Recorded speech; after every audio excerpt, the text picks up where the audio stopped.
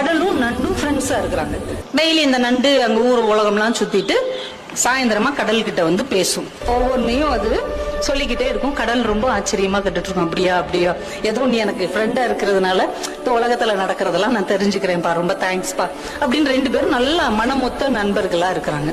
ஆனா இந்த நண்டுக்கு ஒரு குணம் என்னன்னா, அந்த கடற்கரையில அது நடந்து வரும்ல, நடக்கும்போது அந்த கடற்கரையில அதோடைய சுவடு பதியும். அது பாக்குறதுக்கு நட்சத்திரம் மாதிரி அழகா இருக்கும். அதனால அதை நின்று அதை ரசிச்சுக்கிட்டே வரும். தன்னுடைய வலைக்குள்ள நுழையிறதுக்கு முன்னாடி திரும்பி பார்க்குமா, இந்த கடல் அலைய வச்சு அதை உடனே அழிச்சிடும். இது ஒவ்வொரு நாளும் நடக்குது. வரவுள்ள படக்கு படக்குன்னு அதை அழிச்சிருது. இந்த நண்டுக்கு மனசு என்னமோ பண்ணுது.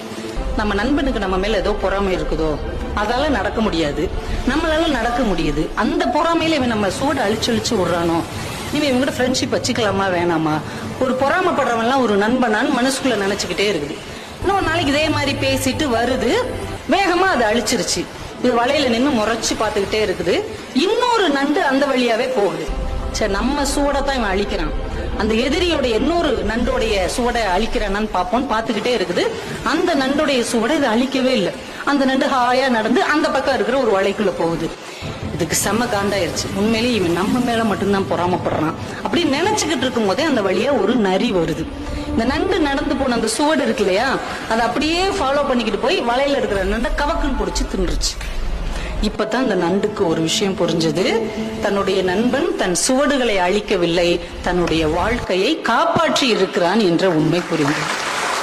உடனே ஓடி வந்து மறுபடியும் அந்த கடற்கரையில் எழுதுச்சு, முன்பே காப்பான் அன்பே நட்புன்னு எழுதுச்சு. அதையும் அந்த கடல் படிச்சுட்டு உடனே அழிச்சிருச்சு. தன்னுடைய நட்பு கெட்டாலும் பரவாயில்லை, நண்பன் கெடக்கூடாது என்று யார் நினைக்கிறார்களோ அவர்கள் தான் உண்மையான நண்பர்கள். அப்போ உண்மையான நண்பர்கள் உங்களை சுற்றி இருக்கிறாங்களா அப்படின்னு பாருங்க. அப்படிப்பட்ட உண்மையான நண்பர்கள் உங்களுக்கு அமைந்தார்கள் என்றால் அவர்களை தக்க வைத்துக் கொள்ளுங்கள். ஏன்னா நம்ம வாழ்க்கையில ரொம்ப தடுக்கி விழுகிற இடம் இந்த நட்பாகத்தான் இருக்கும். இந்த நட்பு நல்ல விதமா அமைஞ்சிச்சுன்னா நீங்க வாழ்க்கையில வேற உயரங்களுக்கு நீங்க போக முடியும். அதே நட்பு கொஞ்சம் ஏறுக்கு மாறாக அமைந்து விட்டால் நம்ம எங்க போய் நிற்போம் அப்படிங்கறதே நமக்கு தெரியாது.